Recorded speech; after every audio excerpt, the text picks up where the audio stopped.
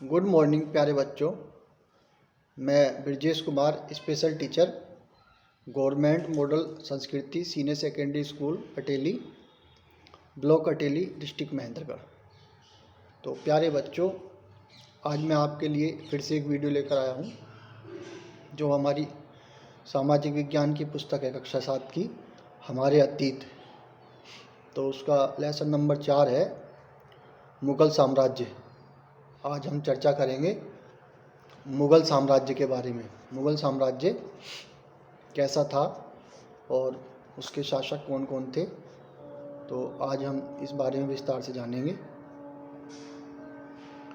मध्यकाल में किसी भी शासक के लिए भारतीय उपमहाद्वीप जैसे बड़े क्षेत्र पर, जहां लोगों एवं संस्कृतियों में इतनी अधिक विविधताएं हों, शासन कर पाना अत्यंत ही कठिन कार्य था।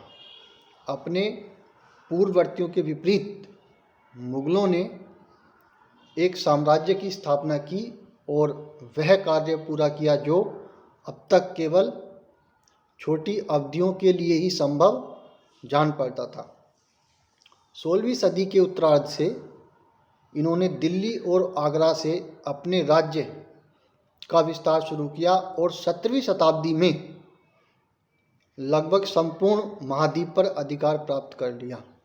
यानी 16वीं शताब्दी के उत्तरार्ध से इन्होंने अपना प्रारंभ किया और 17वीं शताब्दी भी इन्होंने पूर्ण कर ली और राज्य किया। उन्होंने प्रशासन के ढांचे तथा शासन संबंधी जो विचार लागू किए थे वे उनके राज्य के पतन के बाद भी टिके रहे। यह एक ऐसी राजनीतिक धरोहर थी जिसके प्रभाव से उपमहाद्वीप में उनके पश्चात आने वाले शासक अपने को अछूता ना रख सके। आज भारत के प्रधानमंत्री स्वतंत्रता दिवस पर मुग़ल शासकों के निवास स्थान दिल्ली के लाल किले की प्राचीर से राष्ट्र को संबोधित करते हैं। मुग़ल कौन थे? मुग़ल दो महान शासक वंशों के वंशज थे। माता की ओर से वे चीन और मध्य एशिया के मंगोल शासक चंगेज खान के उत्तराधिकारी थे। पिता की ओर से वे ईरान, इराक एवं वर्तमान तुर्की के शासक तैमूर के वंशज थे। परंतु मुग़ल अपने को मुग़ल या मंगोल कहलवाना पसंद नहीं करते थे। ऐसा इसलिए था क्योंकि चंगेज खान से जुड़ी स्मृतियां सैकड़ों व्यक्तियों के नरसंहार से संबंधित थी। तो वो नहीं चाहते थे कि कोई हमें इस रूप में जाने की भाई उन्होंने सैकड़ों व्यक्तियों का नरसंहार किया है। ठीक है, यही स्मृतियां मुग़लों के प्रतियोगियों उज़्बेकों से भी संबंधित थीं। दूसरी तरफ मुग़ल तैमूर के वंशज होने पर गर्व का अनुभव करते थे। ज़्यादा इसलिए क्योंकि उनके इस महान पूर्वज ने 1398 में दिल्ली पर कब्जा कर लिया था। उन्होंने अपनी जो वंशावली थी उनका प्रदर्शन चित्र बनवा कर भी किया। ठीक है, प्रत्येक मुग़ल शासक ने तैमूर के साथ अपना चित्र बनवाया था। अब हम बात करते हैं मुग़ल सैन्य अभियान। प्रथम मुग़ल शासक बाबर, जिसने 1526 से 1530 ने जब 1494 में फरगाना राज्य का उत्तराधिकार प्राप्त किया तो उसकी उम्र केवल 12 वर्ष की थी। मंगोलों की दूसरी शाखा उज़्बेकों के आक्रमण के कारण उसे अपनी पैतृक गद्दी छोड़नी पड़ी। अनेक वर्षों तक भटकने के बाद भी उसने 1504 में काबुल पर कब्जा कर लिया। उसने 1526 में दिल्ली के सुल्तान इब्राहिम लोदी को पानीपत में हराया और दिल्ली एवं आगरा को अपने कब्जे में कर लिया। अब हम जानेंगे जो मुग़ल सम्राट थे उनके प्रमुख अभियान और घटनाएं। बाबर ने 1526 से 1530 ठीक है। 1526 में पानीपत के मैदान में इब्राहिम लोदी और उसके अफगान समर्थकों को हराया। कहाँ पर हुआ था वो युद्ध? पानीपत। पानीपत कहाँ है? हरियाणा में। ठीक है। 1527 में खानवा में राणा सांगा राजपूत राजाओं और उनके समर्थकों को हराया। 1528 में चंदेरी में राजपूतों को हराया। अपनी मृत्यु से पहले दिल्ली और आगरा में मुगल नियंत्रण स्थापित किया। यानी जो बाबर था तो उसने किस किस से युद्ध किया? पानीपत में युद्ध किया इब्राहिम लोदी और उसके समर्थकों को हराने के लिए, और खानवा में राणा सांगा और राजपूत योद्धाओं को हराया, और चंदेरी में भी राजपूतों को हराया, और इस प्रकार से उसने दिल्ली और आगरा पे अपना पूरा नियंत्रण स्थापित कर लिया। अब हम बात करते हैं हुमायूं की। हुमायूं ने 2 बार शासन किया, 1530 से 1540 और फिर 1555 से 1556। हुमायूं ने अपने पिता की वसीयत के अनुसार जायदाद का बंटवारा किया। प्रत्येक भाई को एक एक प्रांत मिला।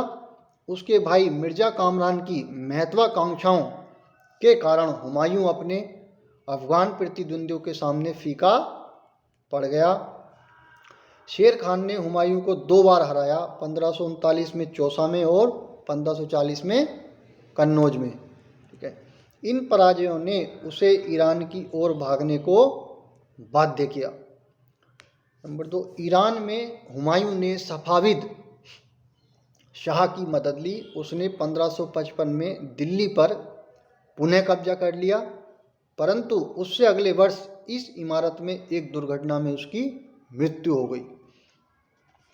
फिर अकबर ने 1556 से 1605 तक शासन किया, यानी 13 वर्ष की अल्प आयु में अकबर सम्राट बना। उसके शासनकाल को 3 अवधियों में विभाजित किया जा सकता है। नंबर 1, 1556 और 1570 के मध्य अकबर अपने संरक्षक बैरम खान और अपने घरेलू कर्मचारियों से स्वतंत्र हो गया। उसने सूरी और अन्य अफगानों, निकटवर्ती राज्यों मालवा और गोंडवाना तथा अपने सौतेले भाई मिर्जा हाकिम और उज़्बेकों के विद्रोहों को दबाने के लिए सैन्य अभियान चलाए। 1568 में सिसोदियों की राजधानी चित्तौड़ और 1569 में रणथंभौर पर कब्जा कर लिया था। ठीक है।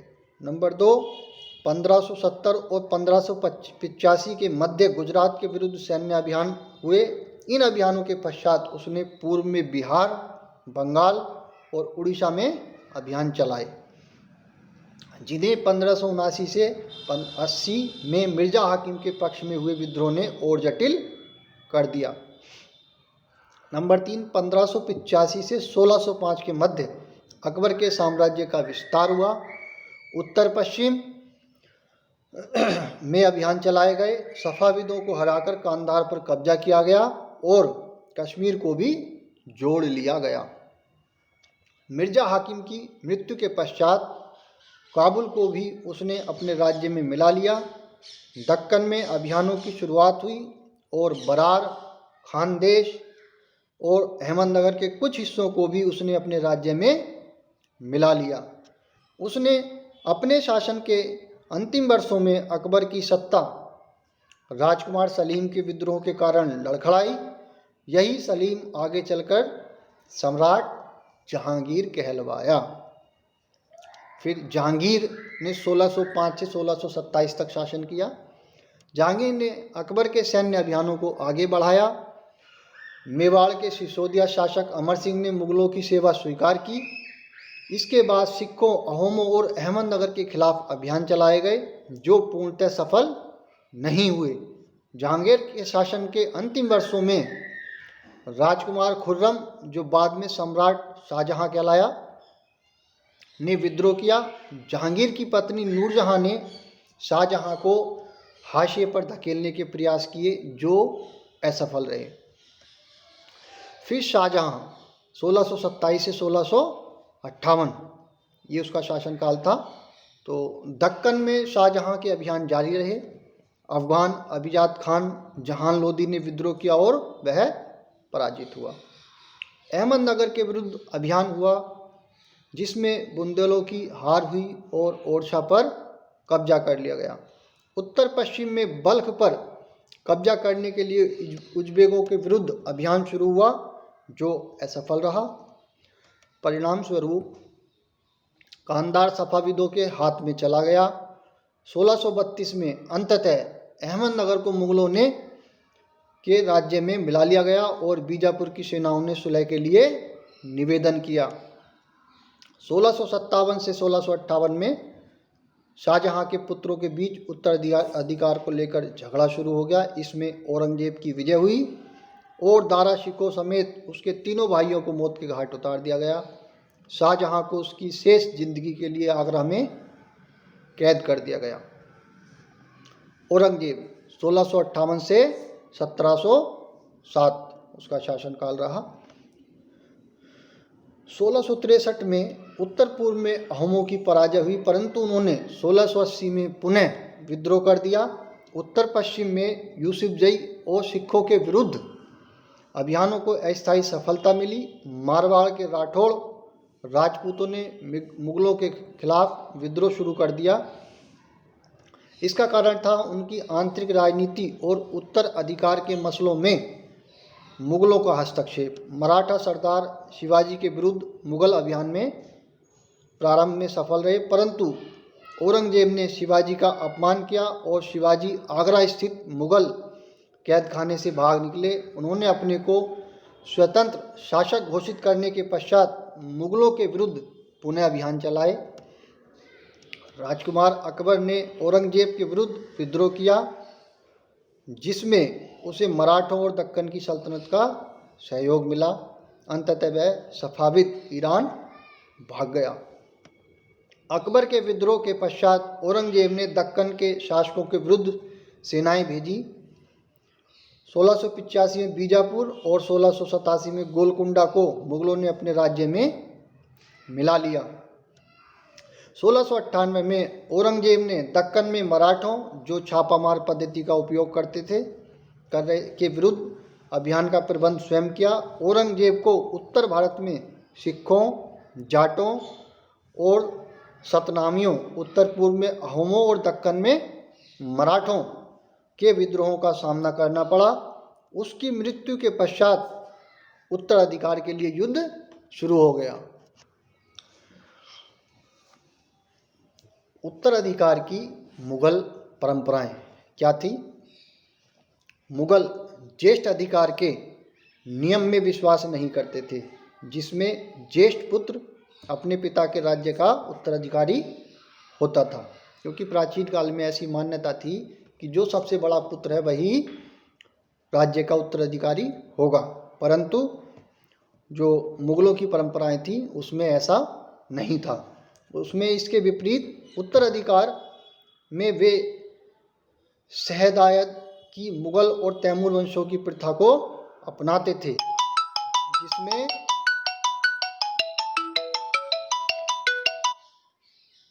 जिसमें उत्तराधिकार का विभाजन समस्त पुत्रों में कर दिया जाता था।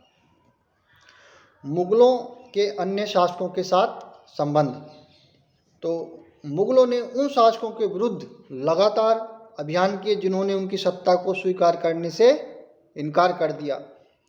जब मुगल शक्तिशाली हो गए तो अन्य कई शासकों ने स्वेच्छा से उनकी सत्ता स्वीकार कर ली। राजपूत इसका एक अच्छा उदाहरण है। अनेकों ने मुगल घराने में अपनी पुत्रियों के विवाह करके उच्च पद प्राप्त किए परंतु कईयों ने विरोध भी किया। सिसोदिया राजपूत लंबे समय तक मुगलों की सत्ता को स्वीकार करने से इनकार करते रहे परंतु जब वे हारे तो मुगलों ने उनके साथ सम्माननीय व्यवहार किया और उनकी जागीरें वतन जागीर के रूप में वापस कर दी। पराजित करने परंतु अपमानित न करने के बीच सावधानी से बनाए गए संतुलन की वजह से मुगल भारत के अनेक शासकों और सरदारों पर अपना प्रभाव बढ़ा पाए, परंतु इस संतुलन को हमेशा बरकरार रखना कठिन था। राजपूतों के साथ मुगलों की शादियाँ। जहांगीर की माँ कछवा की राजकुमारी थी। वह अंबर यानी जो वर्तमान में जयपुर है के राजपूत शासक की पुत्री थी। शाहजहां की माँ एक राठौर राजकुमारी थी। वह जोधपुर के राजपूत शासक की पुत्री थी। तो आज हमने इस लेसन में जाना मुग़ल साम्राज्य, क्या उनकी परंपराएं थी, किसने कब तक शासन किया। तो आशा करता हूँ कि आपने इस वीडियो के माध्यम से इन सब चीज़ों को अच्छे से जाना और घर पर आप तैयारी करें, घर पर रहें, सुरक्षित रहें। धन्यवाद।